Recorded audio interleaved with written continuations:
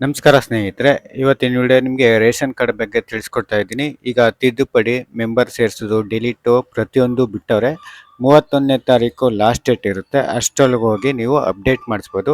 ಎಲ್ಲಿ ಅಪ್ಡೇಟ್ ಮಾಡಿಸ್ಬೋದು ಅಂತ ಅಂದರೆ, ಗ್ರಾಮವನಲ್ಲಿ ನೀವು ಹೋಗಿ ಅಪ್ಡೇಟಿಂಗ್ ಮಾಡಿಸ್ಬೋದು. ತಿದ್ದುಪಡಿ, ಡಿಲೀಟಿಂಗು ಮತ್ತು ಆ್ಯಡ್ ಮಾಡೋಕ್ಕೆ ಡಾಕ್ಯುಮೆಂಟ್ ಬೇಕು ಅಂದರೆ ಕ್ಯಾಸ್ಟ್ ಇನ್ಕಮು, ನಿಮ್ಮ ಆಧಾರ್ ಕಾರ್ಡ್ ಬೇಕು.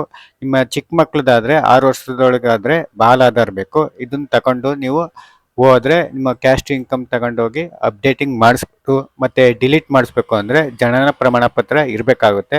ಎಲ್ಲ ಡಿಲೀಟ್ ಮಾಡಿಸಿದ್ಮೇಲೆ ಇದನ್ನ ತಗೊಂಡೋಗಿ ನಿಮ್ಮ ಹತ್ತಿರದ ಆಹಾರ ಕೇಂದ್ರಕ್ಕೆ ತಗೊಂಡೋಗಿ ಕೊಟ್ಟರೆ ನಿಮಗೆ 15 ದಿನದಲ್ಲಿ ನಿಮ್ಮ ಕಾರ್ಡು ಸೇರ್ಪಡೆ ಆಗಿರೋದು ಪ್ರಿಂಟ್ ತಗೋಬೋದು. ಮತ್ತು ದೊಡ್ಡವ್ರು ಸೇರಿಸ್ತೀನಿ ಅಂದರೆ ನೀವು ಕ್ಯಾಸ್ಟ್ ಇನ್ಕಮ್ ಬೇಕು. ಇಷ್ಟು ಆಧಾರ್ ಕಾರ್ಡ್ ತಗೊಂಡು ನೀವು ಅಪ್ಡೇಟಿಂಗ್ ಮಾಡಿಸಿ ಎಲ್ಲ ಡಾಕ್ಯುಮೆಂಟು ನಿಮ್ಮ ಆಹಾರ ಕೇಂದ್ರಕ್ಕೆ ತಗೋಗಿ ಕೊಟ್ಟರೆ ನೀವು 15 ದಿವಸದಲ್ಲಿ ಪ್ರಿಂಟ್ ತಗೋಬೋದು. ಈಗ 31ನೇ ತಾರೀಕು ಒಳಗೆ ಬಿಟ್ಟರೆ ನಿಮ್ಮ ಹತ್ತಿರದ ಗ್ರಾಮ 1 ಮತ್ತು ಕರ್ನಾಟಕ 1ಗೆ ಹೋಗಿ ಅಪ್ಡೇಟಿಂಗ್ ಮಾಡಿಸಿ ಇದೇ 31ನೇ ತಾರೀಕು ಒಳಗೆ ಗ್ರಾಮ 1 ಕರ್ನಾಟಕ 1ಗೆ ಹೋಗಿ ಅಪ್ಡೇಟ್ ಮಾಡಿಸ್ಬೋದು. ಈ ಮಾಹಿತಿ ಇಷ್ಟ ಆದರೆ ಲೈಕ್ ಮಾಡಿ, ಕಮೆಂಟ್ ಮಾಡಿ, ಶೇರ್ ಮಾಡಿ.